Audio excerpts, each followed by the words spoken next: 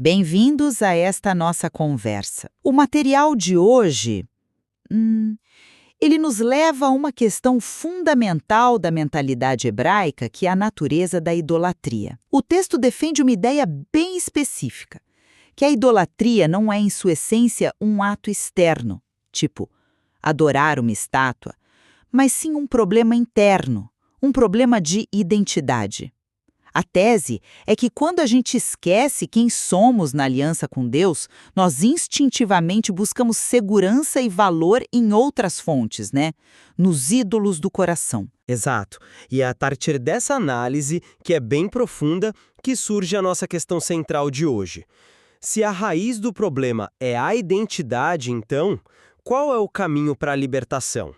A gente supera a idolatria por um processo que começa e é impulsionado pela restauração interna da nossa identidade, um entendimento que, assim, naturalmente enfraquece o poder dos ídolos. Ou, pelo contrário, é um processo que, bem, embora seja fundamentado na identidade, ele é, na verdade, impulsionado por atos concretos, disciplinares de renúncia, e são esses atos que, por sua vez, solidificam a identidade. A minha leitura é que, segundo o material, a restauração da identidade é a causa primária, é o verdadeiro motor da mudança. As ações, a renúncia, elas são uma consequência, um fruto, e não a força que move o processo. Eu sustento uma visão um pouco diferente.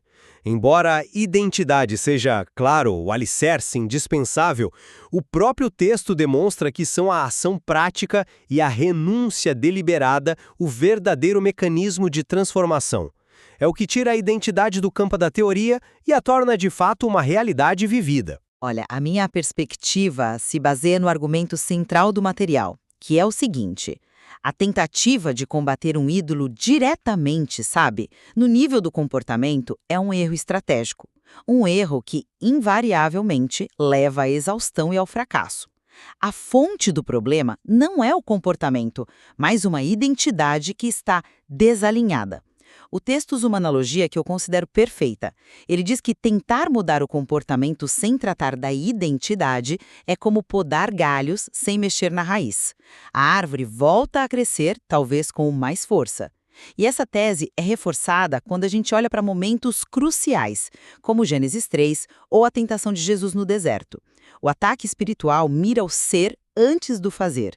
A serpente não diz, faça isso, mas ela questiona a identidade ao sugerir sereis como Deus, semeando desconfiança sobre quem Adão e Eva já eram. Da mesma forma, o adversário não ataca a missão de Jesus, mas a sua identidade, se és filho de Deus. A vitória de Jesus não veio de um esforço hércules de vontade. Veio de um descanso profundo na identidade que o Pai tinha acabado de declarar sobre ele. Portanto, a libertação que se sustenta, ela nasce do entendimento de que a identidade precede a performance. A renúncia prática não é legalismo, aquela mentalidade de vou fazer isso para que Deus me aprove, mas uma resposta de gratidão. Eu já sou aceito, então não preciso mais da segurança que este ídolo me oferece. O foco tem que estar na raiz. Certo, eu concordo que a identidade é o ponto de partida, o fundamento. Sem ela, qualquer ação se torna vazia, legalista. Contudo, eu vejo as coisas de uma maneira diferente. O texto enfatiza, e não é pouco, é repetidamente, que o entendimento só intelectual é insuficiente. Ele pode levar uma fé passiva, inerte. A transformação real exige ação concreta, deliberada. A seção sobre renúncia prática, ela é explícita. Não deixa margem para dúvida. A frase ali é: entendimento ilumina, mas decisão desloca governo. Essa frase é muito poderosa. Sem um gesto concreto de renúncia, o texto afirma que a idolatria continua operando no piloto automático do nosso coração. E aqui entra o conceito hebraico de memória, o zikaron, que o material define como lembrar de maneira ativa, trazendo algo ao presente para orientar decisões. Não é uma recordação passiva. O ciclo trágico que a gente vê no livro de Juízes, esquecimento, opressão, clamor, libertação, ilustra isso perfeitamente. O conhecimento passivo de que Israel era o povo da aliança era inútil. O texto define esse esquecimento como um deslocamento de governo, uma falha de ação. A própria prática de repetir a palavra em Deuteronômio não é uma meditação para gerar um sentimento, mas uma formação de consciência, uma disciplina de realinhamento que deve governar os atos. Focar só na identidade recebida corre o risco de nos deixar parados, enquanto o texto clama por uma transferência real de governo. E transferência, bem, é uma ação. Entendo a sua lógica, mas o que me incomoda um pouco nessa visão é que ela parece diminuir a força causal da revelação da identidade. O texto afirma categoricamente que, quando a identidade é restaurada, o ídolo perde a sua função. Isso sugere uma relação de causa e efeito muito clara, muito linear, né? A identidade restaurada é a causa, a perda de poder do ídolo é o efeito. A renúncia nesse modelo é a manifestação externa quase natural de uma mudança que já aconteceu internamente. Tentar renunciar sem essa base, sem essa segurança interna, é precisamente o que gera a frustração e os ciclos de fracasso que o material descreve. A luta na superfície é exaustiva porque a raiz, a identidade doente, continua bombeando a mesma carência. Talvez mais cíclica e não tão linear. Ele também diz, e cito aqui, a prática externa serve para revelar e consolidar o governo interno. Isso, para mim, é a chave. Sugere que a ação não é apenas um efeito passivo, mas um agente ativo de consolidação. A renúncia não é a prova de uma identidade já perfeita, totalmente formada. Ela é o campo de treinamento onde essa identidade se torna robusta, se torna real. Sem a prática, a identidade fica sendo uma teoria frágil, um conceito abstrato. Sabe, é como, aprender a nadar. Você pode ler todos os manuais sobre flutuabilidade, entender sua identidade de ser humano capaz de nadar. Mas é só no ato de entrar na água e praticar os movimentos que essa identidade se torna real para você. A ação de retirar o refúgio substituto força o coração a se apoiar na identidade que você acabou de compreender, e isso a solidifica. Mas essa analogia da natação me preocupa. A minha preocupação com essa ênfase na ação é o quão facilmente ela pode se transformar no alto esforço para vencer o pecado, algo que o texto adverte repetidamente que é ineficaz, que leva à exaustão. A libertação vem do descanso na filiação, não da luta contra o sintoma. O foco, como o material aponta, está em eu confio, não em eu consigo. Quando a ênfase é colocada no ato da renúncia, o risco de cair no legalismo, na ideia de que a minha ação me torna mais aceitável, é enorme. Como você diferencia, na prática, a ação que consolida da ação que busca mérito? Essa é a pergunta central, e o próprio material nos dá a resposta. Ele valida um tipo específico de esforço. Afirma que renúncia verdadeira sempre envolve desconforto inicial. O texto diferencia com muito cuidado esse desconforto que ele chama de cooperação consciente com a obra do Espírito, do legalismo, que busca mérito. O desconforto é o sinal de que o governo está de fato sendo transferido. É como uma fisioterapia depois de uma cirurgia. O processo é desconfortável, exige esforço, disciplina, mas não é um esforço para se curar sozinho. É uma cooperação com o processo de cura que o médico iniciou. Ignorar essa dimensão de esforço disciplinado é ignorar o que o texto chama de desintoxicação de narrativas, que é descrito como um processo lento, que exige responsabilidade diária, não como um evento passivo que acontece magicamente depois de uma revelação intelectual. O esforço não é para ganhar aceitação, mas a ação que confirma a confiança na aceitação que já foi recebida. Esse ponto é bom. Mas eu enquadraria a questão de uma forma um pouco diferente. Eu não chamaria de esforço, mas talvez de uma vigilância intencional. Isso nos leva de volta ao conceito de zikaron, a memória ativa.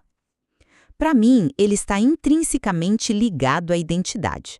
O mandamento Lembra-te do Senhor teu Deus, de Deuteronômio 8, é um chamado para governar as ações a partir da memória da aliança, da consciência de quem eles eram. O realinhamento diário pela palavra, a repetição da verdade sobre nossa identidade, é o principal instrumento para manter essa memória interna viva. É um ato de proteger a consciência de quem somos contra as narrativas falsas dos ídolos. A ação, então, ela flui naturalmente dessa consciência que foi protegida e nutrida. Primeiro, eu me realinho com a verdade do meu ser e só depois o meu fazer se ajusta como consequência. Encarnada. O texto define o esquecimento não como uma falha cognitiva, uma mera ausência de informação na mente, mas como um deslocamento de governo no coração. A memória ativa, então, não pode ser apenas um estado mental. Ela precisa ser uma prática que orienta decisões concretas. Vamos pensar num exemplo. Um soldado no meio da batalha que se lembra do juramento que fez à sua pátria. Esse Zikaron não é um pensamento nostálgico, entende? É o que o faz ficar firme, lutar e não desertar. A memória se torna ação. Mas o problema de Israel no deserto? Exato. O problema de Israel no deserto não era falta de informação. Eles sabiam perfeitamente que Deus os havia libertado do Egito. O problema era que eles não agiam de acordo com essa realidade. Eles agiam como escravos, reclamando da falta de comida do Egito. A memória só se prova ativa quando se traduz em escolhas concretas, que é o cerne da renúncia. A ação não apenas flui da memória, ela é a própria manifestação da memória ativa. Mas o que vem primeiro? A ação de reclamar é um sintoma. O sintoma de quê? Internamente, eles já tinham deixado de se ver como um povo livre filho da promessa. Eles primeiro esqueceram quem eram em seus corações, e só então a ação de reclamar surgiu. A raiz do problema ainda é interna. Se eles tivessem mantido a consciência de sua identidade, a reclamação nem teria surgido como uma opção. A ação de renunciar a um ídolo hoje é o mesmo. Ela só se torna possível quando internamente eu já me lembrei de que sou filha e não preciso mais daquele falso refúgio. Talvez a gente esteja tentando criar uma separação entre pensamento e ação que a mentalidade hebraica não reconhece. Talvez, para eles, lembrar é fazer. O pensamento e a ação não são duas etapas sequenciais, mas uma única realidade. O Zikaron é a memória encarnada na prática. Você não lembra e depois faz, você lembra ao fazer. A decisão de renunciar a um ídolo não é apenas o resultado de uma identidade restaurada, é o próprio ato que torna essa restauração real e efetiva na vida cotidiana. É o momento em que a verdade desce da cabeça para as mãos e os pés. Sem esse passo, ela permanece uma bela ideia, mas sem poder de transformação. Sem a restauração da consciência de quem somos em Deus, como filhas e filhos amados, aceitos antes de qualquer performance, todas as estratégias de mudança de comportamento permanecem na superfície. São como podar os galhos de uma árvore doente esperando que ela se cure. A ação correta, a renúncia sustentável, ela flui de um ser que foi restaurado. É o conhecimento da verdade sobre quem somos que nos liberta. E a ação é o fruto dessa liberdade, não a sua criadora. E eu concluo que, embora a identidade seja o ponto de partida indispensável, o mapa para a jornada, o material analisado demonstra que a transformação real ocorre na arena das decisões diárias e da renúncia prática. É através desses atos concretos, mesmo que desconfortáveis, que o governo do coração é ativamente transferido dos ídolos para Deus. É nesse processo que a identidade, antes teórica, é forjada, testada e confirmada na realidade da vida. A identidade é o mapa, mas a renúncia é o ato de caminhar. A discussão de hoje revela que a questão talvez não seja uma escolha simples entre identidade ou ação, né?